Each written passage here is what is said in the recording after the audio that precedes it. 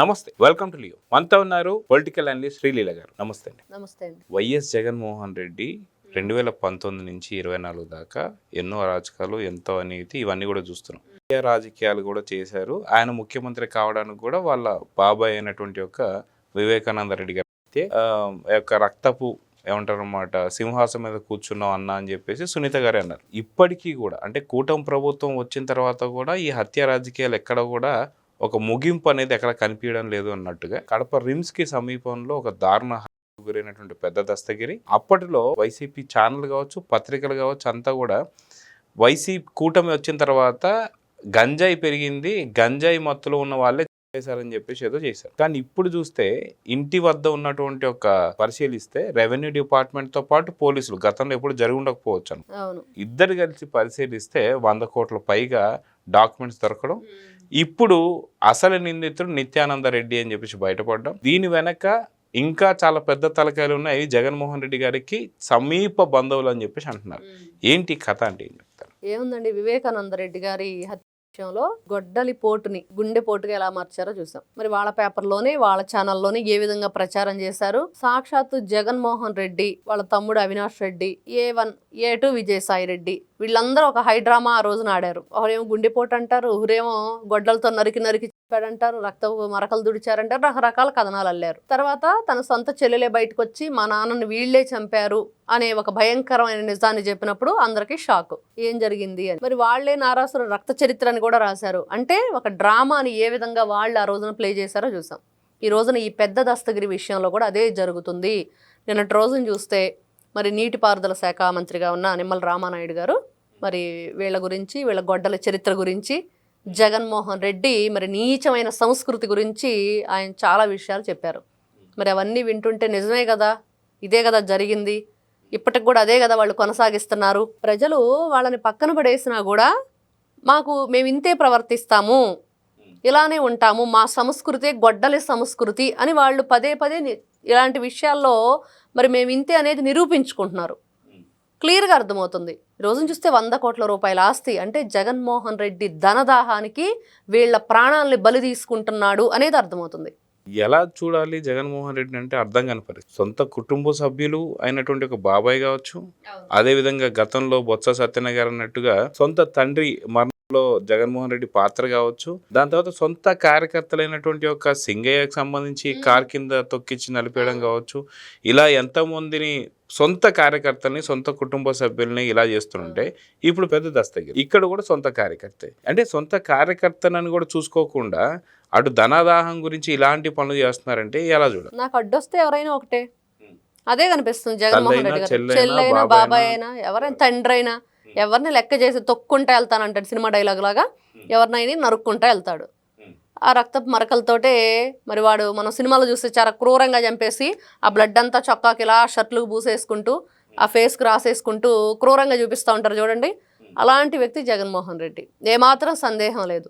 ఇవన్నీ చూసిన తర్వాత కూడా మనం ఇన్ని రకాలుగా ఏ రోజు కూడా మరి వీటన్నిటికీ సమాధానం చెప్పమనండి వాళ్ళని. బాబాయ్ విషయంలో ఎందుకు ఇలా జరిగింది, మరి మీరు 5 సంవత్సరాలుగా ముఖ్యమంత్రి ఉండి మరి పాపం సునీత గారిని కనీసం కలవటానికి, మాట్లాడటానికి కూడా ఇష్టపడలేదు.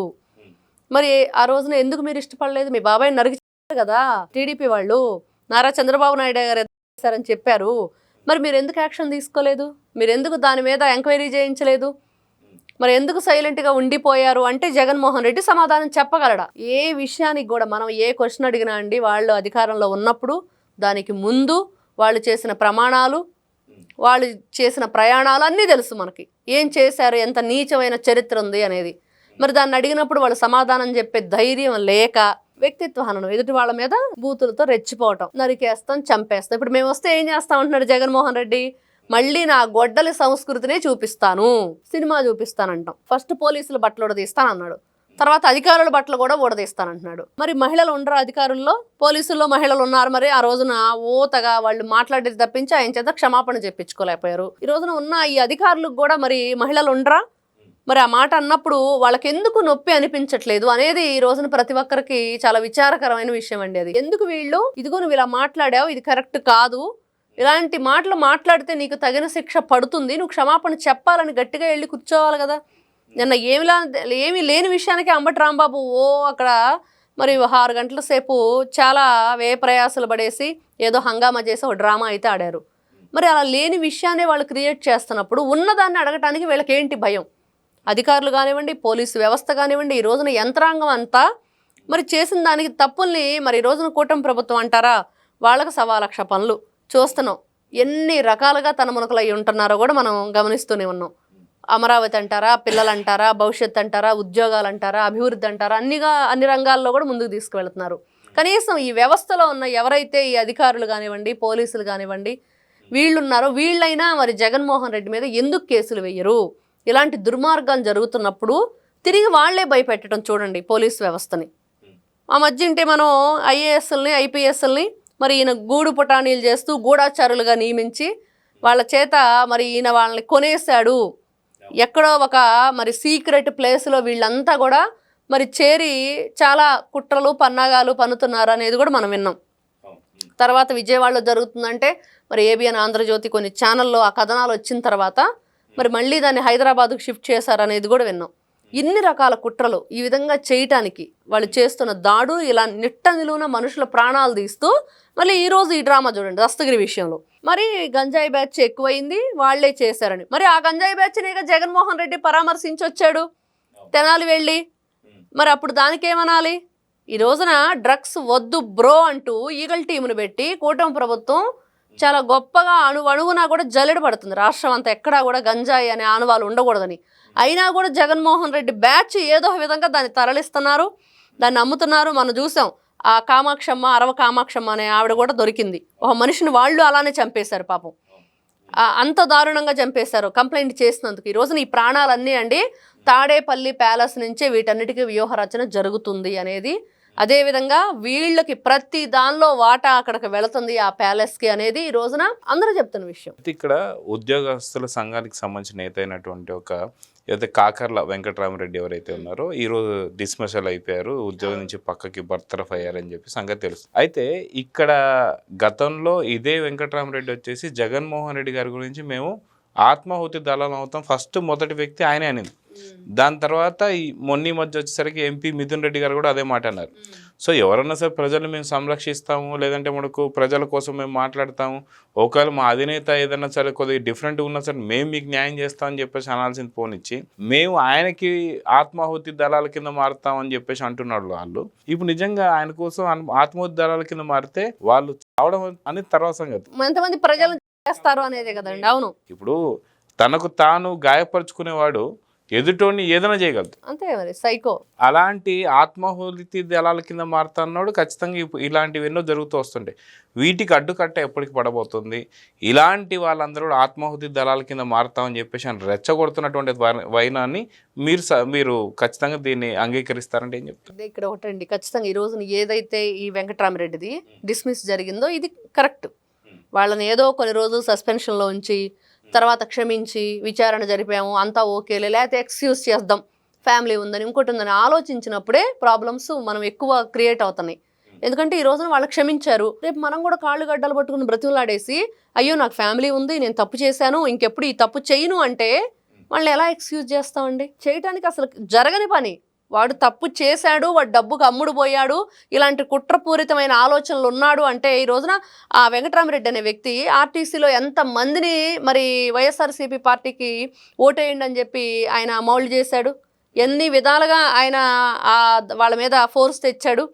మరి ఇవన్నీ చూస్తున్నప్పుడు ఇట్లాంటి వ్యక్తులను డిస్మిస్ చేయడమే కరెక్టు. అంటే గతంలో కూడా ఏదో ఎన్నికల సందర్భంలో కూడా ఆయన లిక్కర్ పార్టీ ఇవ్వడం, ఆ పార్టీకి సంబంధించి అరెస్ట్ అవ్వడం ఇవి కూడా చూసు. అవును, చాలా ఉన్నాయి అతని మీద. కాబట్టి స్ట్రాంగ్గా ఈ రోజున ఆయన ఎంక్వైరీ 2 సంవత్సరాలుగా ఆయన సస్పెన్షన్లో ఉన్న తర్వాత ఇప్పుడు స్ట్రాంగ్గా పూర్తిగా అతని మీద ఉన్నదంతా కూడా నిజమేను, చాలా డెప్త్గా ఇతను దీంట్లో ఇన్వాల్వ్ అయ్యి ఉన్నాడు కాబట్టి ఇతను ఎక్కడ క్షమించడానికి వీలు లేదు అని చెప్పి డిస్మిస్ చేశారు. అంటే వైసీపీకి సంబంధించినటువంటి ఛానల్స్ ఏవైతే ఉన్నాయో ఆ ఛానల్లో కేఎస్ఆర్ గారు కూడా మాట్లాడుతూ అసలుకి ఒకరు పొట్ట కొడతారా నిజంగా అంటే పక్కన వాళ్ళు చేసే తప్పులన్నీ చేస్తూ అటు నారాసుర రక్త చరిత్రను రాసిన వాళ్ళు కానీ మొన్న ఈ మధ్య నారా చంద్రబాబు నాయుడు చేతిలో కత్తి పెట్టినప్పుడు కానీ అప్పుడేమో జర్నలిస్టుల మీద దాడి అంటాడు. ఇప్పుడేమో ఉద్యోగ సంఘాల్లో ఉన్నప్పుడు జగన్మోహన్ రెడ్డికి పూర్తిగా విచారణలో కూడా ఆయన అవును విచారణలో తేలింది అన్న తర్వాత కూడా ఇప్పుడు ఉద్యోగ సంఘాలు పొట్టగొడతారని చెప్పి మాట్లాడతారు. అంటే వీళ్ళు రాసే రాత్రి కానీ వీళ్ళు మాట్లాడే మాటలు అంటే ఈ కేఎస్ఆర్ అనే వ్యక్తికండి వయసు పెరిగింది కానీ బుద్ధి మాత్రం తరిగిపోయింది. అతనికి బుద్ధి మందగిచ్చింది. మరి అందుకని ఇలాంటి మాటలు ఈ రోజున చూస్తే రాయలసీమలో ఒక సోషల్ మీడియాలో ఒక పోస్ట్ వైరల్ అవుతుంది. ఒక వ్యక్తి గడ్డివామును తగలబెట్టాడండి. పశువులు తినే గడ్డి. ఈ రోజున మనకు ఆకలి అవుతుందంటే నోరుంది అమ్మ అని అడుగుతాం. కానీ ఆ పశువులు ఎందుకంటే కళ్ళారా అనుభవించిన రైతు బిడ్డలకు మాత్రమే అది తెలుస్తుంది. ఆ గడ్డివాములు ఒక యాక్సిడెంటల్గా తగలబడిన సన్నివేశాలు మనం చూసినప్పుడు కానీ మన ఇళ్లల్లో మన గడ్డివాములు తగలబడినప్పుడు కానీ ఎండాకాలం వస్తే పల్లెటూరులో అందరం కూడా చాలా భయపడేవాళ్ళం, చాలా జాగ్రత్తలు పాటించేవాళ్ళం. అప్పట్లో పుల్లల పొయ్యిలు ఉండేవి ఎక్కువగా, చాలా జాగ్రత్తగా నిప్పులు ఆర్పటం కానివ్వండి, ఎవరైనా స్మోక్ చేసేవాళ్ళు ఉంటే అవి కూడా చాలా జాగ్రత్తగా పక్కన పడేయటం, ఇవన్నీ కూడా. మరి అలాంటిది ఆ వ్యక్తి కావాలని చెప్పి వచ్చి అన్ని గడ్డివాములు లిటరల్లీ తగలబెట్టేసి వెళ్ళిపోతే దానికి కూడా కులాన్ని ఆపాదించి ఈ బ్లూ బ్యాచ్ అంతా, ఈ నీలి మీడియా అంతా దళితుడిని కొడతారా, దళితుడిని చేస్తారంటే దళితుడైతే రాజ్యాంగంలో గడ్డివాములు తగలబెట్టమని ఉందండి. ఈ రోజున వీళ్ళ ఎంత ఇలానే ఉన్నాయి. అదే దళితుడిని మీరు డోర్ డెలివరీ చేయొచ్చు, అలా చేయొచ్చు.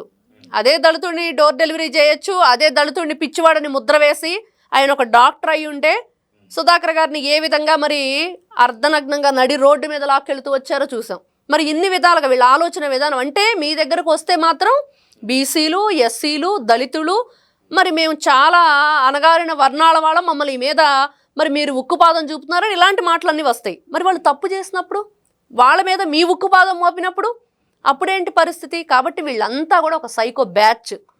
అంటే ఎదుటివాడు చేస్తే మాత్రం ఏదో అని వాళ్ళు చేసింది మాత్రం చెప్పుకోకుండా దాన్ని మాత్రమే ఈ విధంగా కులాలకి మతాలకి ఆపాదిస్తూ చేస్తూ వీళ్ళు రాజకీయ నాయకుల, వీళ్ళు జర్నలిస్టుల, ఇవి ఛానల్సా పేపర్లా? అది వైఎస్ఆర్సీపీ పార్టీ సాక్షి ఛానల్, అది వార్తాపత్రిక కాదు కరపత్రం అనేది అందరూ కూడా నిర్ధారించుకున్నారు. ఎవరు దాన్ని వైఎస్ఆర్సీపీ పార్టీ కరపత్రంగానే చూస్తున్నారు. కాబట్టి వాళ్ళు మాట్లాడే మాటలకి విలువ లేదు. మీరు ఎన్నైనా మాట్లాడండి. ఈ రోజున 100 గొంతుకులు మిమ్మల్ని క్వశ్చన్ చేస్తున్నాయి. సమాధానం చెప్పండి. వీటన్నిటికీ చెప్పాలి కదా. ఈ రోజున వీటన్నిటికీ సమాధానం చెప్పాలి. వీళ్ళు ఏ విధంగా గతంలో చేశారు, ఈ రోజున మనం అడిగితే దాన్ని ఎందుకు వీళ్ళు తట్టుకోలేకపోతున్నారు. కాబట్టి ఏదైనా సరే వాళ్ళు మాట్లాడే మాటలు, వాళ్ళ పేపరు, వాళ్ళ ఛానలు, వీటన్నిటికి కూడా ఈ దస్తగిరి విషయానికి వస్తే వాళ్లే రాసి ఈ రోజున గంజాయి ముఠా అంటూ ఈ రోజున దొరికిపోయిన దొంగల్లాగా, తేలుగుట్టిన దొంగల్లాగా ఉండిపోయారు. అంటే ఇదంతా తాడేపల్లి ప్యాలెస్ నుంచి వ్యూహ రచన జరిగింది. ఆ రోజు బాబాయి గొడ్డలి పోటు దగ్గర నుండి ఈ రోజున దస్తగిరి, పెద్ద దస్తగిరి వరకు ఇవన్నీ కూడా ప్రీ ప్లాన్డ్గా జరిగినవే అనేది ప్రతి ఒక్కరు కూడా నిర్ధారణ చెప్పేస్తున్నారండి. అర్థమైపోతుంది. ఈ డబ్బులు, ఈ లావాదేవీలు, ఇప్పుడు ఈ దొరికిన ఇవంటే పత్రాలు ఏవైతే ఉన్నాయో ఇవన్నీ కూడా డాక్యుమెంట్స్, వీటితోటి అర్థమైపోతుంది జగన్మోహన్ రెడ్డి ధనదాహానికి ఎంతమందిని ఈ విధంగా బలి తీసుకుంటాడు అని చెప్పాడు కదా. గంగమ్మ జాతరలో పొట్టేలు తల నరికినట్టు నరికేస్తామని వాళ్ళ కార్యకర్తలను ఆయన నరికేస్తున్నాడు. ఇప్పటికైనా బుద్ధి తెచ్చుకోవాలి, బుద్ధి మార్చుకోవాలి, వాళ్ళు జాగ్రత్త పడాలి. అలా చేస్తే మరి వాళ్ళ ప్రాణాలని, వాళ్ళ బ్రతుకుల్ని, వాళ్ళ బిడ్డల బ్రతుకులను కూడా వీళ్ళు బాగు చేసిన వాళ్ళు అవుతారు. సో చూద్దామండి. ఖచ్చితంగా జగన్మోహన్ రెడ్డి కావచ్చు, జగన్మోహన్ సమీప బంధువులు కూడా దీంట్లో ఉన్నారన్న సంగతి బయటపడుతున్నాయి.